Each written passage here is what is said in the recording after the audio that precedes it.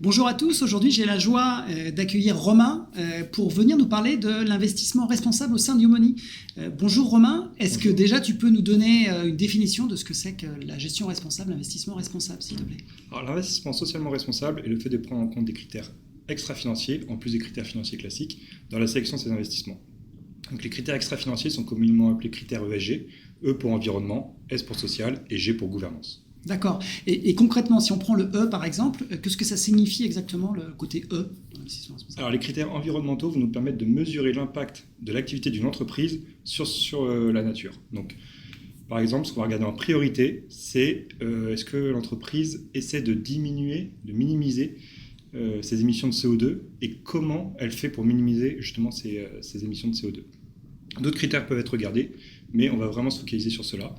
Et il faut bien avoir en tête aujourd'hui que les critères environnementaux sont les critères les plus recherchés par les investisseurs, tout simplement parce que limiter le réchauffement climatique est devenu une priorité aujourd'hui. Ok Romain, merci du coup pour le côté environnemental. Sur le côté social dans une entreprise, ça consiste en quoi? Alors, les critères sociaux vont nous permettre de mesurer et de voir comment l'entreprise cherche à améliorer ses relations avec ses employés, ses fournisseurs, mais également ses clients. Donc là, les questions qui vont se poser, c'est est-ce que l'entreprise investit dans la formation de ses employés? Est-ce que l'entreprise cherche à nouer des partenariats locaux plutôt que globaux? Ou encore, est-ce que les données personnelles de ses clients sont suffisamment protégées? D'accord. Et le dernier aspect, donc, c'est l'aspect gouvernance. Là aussi, quelques exemples peut-être? Oui, alors la gouvernance, c'est tout ce qui est en lien avec le développement de processus de décision, de reporting, mais également s'assurer de comportements éthiques. Donc là, ce qui va être vraiment ce qu'on va regarder en priorité, c'est est-ce que l'entreprise est transparente sur la rémunération de ses dirigeants? Est-ce que l'entreprise cherche à lutter contre la corruption? Ou encore, quelle est la relation de l'entreprise avec ses actionnaires? D'accord. Chez Yomoni, on offre effectivement une assurance vie responsable et des fonds qui sont responsables. On a aussi une assurance vie classique. Comment est-ce que la différence entre les deux, est-ce qu'elle se fait aussi en termes d'allocation, en termes de construction de portefeuille? Alors, l'allocation est définie de la même manière que nos allocations globales. Donc, il faut savoir que chez Yomoni, la répartition des classes d'actifs, actions et obligations est définie par votre profil investisseur.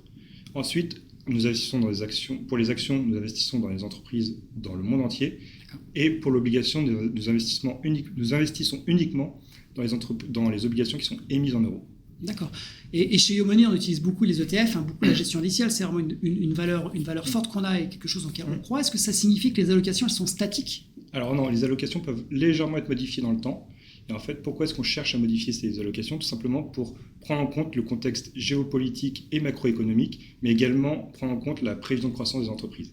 D'accord. Donc là, on voit bien ce que tu fais au quotidien en termes d'allocation, en termes de réflexion d'allocation géographique au sein des mandats, mais est-ce que ça se limite à ce côté tactique, géographique, ton expertise et ce que tu fais au sein des mandats?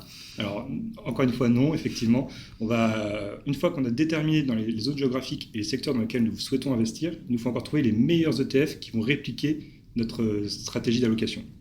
Il faut savoir aujourd'hui que les fonds Yomoni Allocation et Yomoni Monde ont obtenu le label ISR, et que par conséquent, comme on a obtenu ce label, nous sommes obligés d'investir au moins dans 90% d'ETF qui ont obtenu ce label ISR également. D'accord, mais j'imagine qu'on va aussi un peu plus loin, c'est-à-dire qu'on ne va pas uniquement se contenter de sélectionner des ETF labellisés, on va aller un petit peu plus loin, j'imagine aussi dans la recherche et dans l'analyse des ETF en tant que tel. Effectivement, nous effectuons ensuite une analyse ESG sur 3 niveaux. D'abord sur le choix de l'indice répliqué, c'est-à-dire qu'on va aller chercher en priorité les ETF qui répliquent des indices qui sont alignés aux accords de Paris et dont la méthodologie est la plus sélective en termes de critères ESG.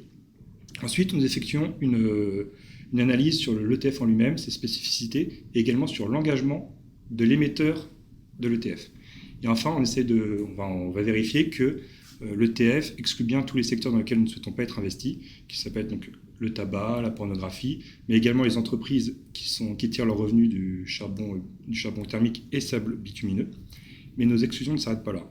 Nous excluons également toutes les entreprises qui sont liées à des controverses ou toutes les entreprises contrevenant au pacte mondial des Nations Unies. D'accord. Et ce côté responsable, cet engagement responsable du côté de Yomoni, elle ne s'exprime pas uniquement dans cette offre-là, elle s'explique plus globalement? Effectivement, investir dans les entreprises responsables, c'est bien, mais être responsable, c'est encore mieux. C'est pourquoi désormais Yomoni est certifié B Corp. Donc, ça veut dire que notre engagement ne se limite pas à avoir un impact positif à travers la gestion de nos portefeuilles, mais également à travers nos actions en tant qu'entreprise. Il faut savoir qu'aujourd'hui, il y a uniquement 350 entreprises qui sont labellisés Bicorp en France, signe de l'exigence de ce label. D'accord. Merci beaucoup. J'espère que maintenant tout est plus clair côté ESG, côté responsable au sein de Yomoni. N'hésitez pas surtout à consulter évidemment notre site et à prendre rendez-vous directement avec nos conseillers si vous voulez plus de précisions. Et à bientôt. Merci Romain. À bientôt. Merci.